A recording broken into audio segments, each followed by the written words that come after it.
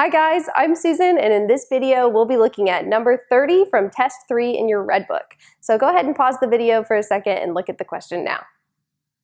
So what we have here is a hidden equation. So there's an algebra teacher who's saying if you square my age and then subtract 23 times my age, you get 50, and we're trying to figure out what his age is.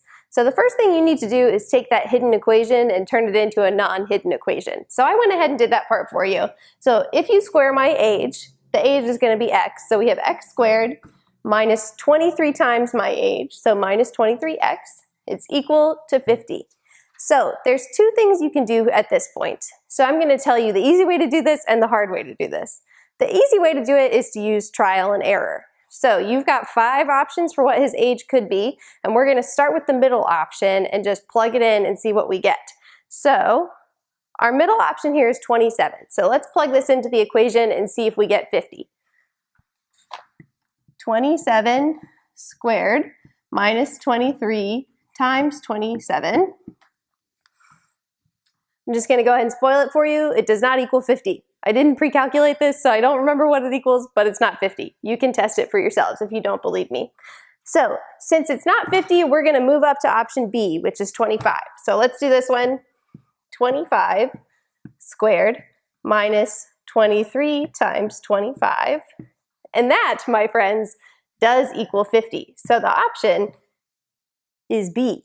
So trial and error is probably the fastest way to get this done once you've found the equation. But just in case you really love foiling, let me show you the other way to do this as well.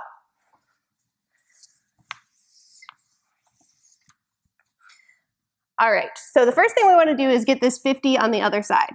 So we have x squared minus 23x minus 50 equals 0.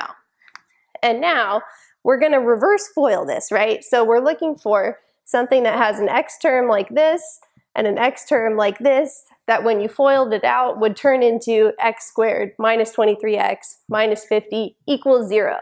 So the way to do this is to think about things that you could multiply together to equal 50. So for example, 5 and 10. But the problem with 5 and 10, even though you can multiply them to equal 50, you cannot add them together 5 and 10 to equal 23 in any way. So that one doesn't work. So let's try 25 and 2. So 25 times 2 does equal 50. And if we had x minus 25 and x plus 2, that would give us negative 23x. So these are our two terms here, x minus 25 and x plus 2.